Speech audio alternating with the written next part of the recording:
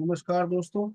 आज आपके सामने कर्मा इनकार्नेशन टॉकन सुधारन की पुस्तक की पिछले अध्याय की अगली कड़ी लेकर उपस्थित हुआ हूँ। आइए दोस्तों, हम इसे ध्यान से सुनते हैं।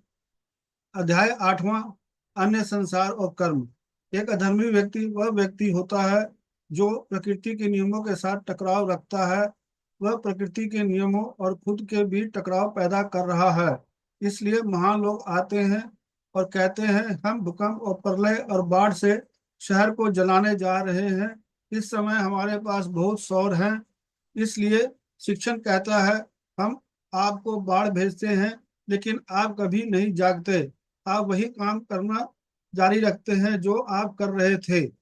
नशा करना, जीना और झूठ बोलना, एक दूसरे को धोखा देना, एक दूसरे से चोरी करना और इसी तरह। पृथ्वी शरीर एक बहुत ही संवेदनशील तंत्र है।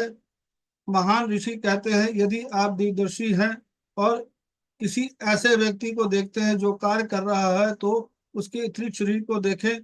आप महसूस करने, सोचने, कल्पना करने का या कल्पना करने के हर सेकंड के साथ जबरदस्त बदलाव देखेंगे, जो उसके आभा और इतने शरीर के रंग और गठन और परिसंचरण को पूरी तरह से बदल देते हैं।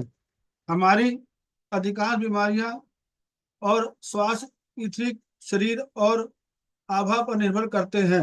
हमारी क्रिया इथरिक प्लेन में देखी जाती है। यदि आप वास्तव में भौतिक तल पर अपने कार्यों को परिणाम को नहीं देख पाए हैं, तो आपके पास इथरिक प्लेन पर परिणाम देखने का एक शानदार अवसर होगा।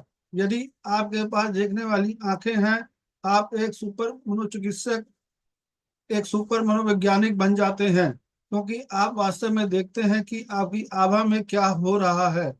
यह आपको एक महान वैज्ञानिक बनाता है, क्योंकि आप देखते हैं कि आपकी आभा में कुछ शारीरिक, भावनात्मक और मानसिक ऊर्जाएं कैसे काम कर रही हैं।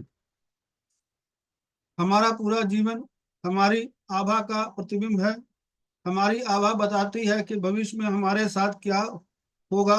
उदाहरण के लिए, मैं आपके बारे में बुरा सोच सकता हूँ। यह एक क्रिया है और यह आपके शरीर में हजारों परमाणु और कोशिकाएं अशांत हो जाती हैं और आप अगले दिन काम पर नहीं जाते, क्योंकि आप कमजोर महसूस करते हैं।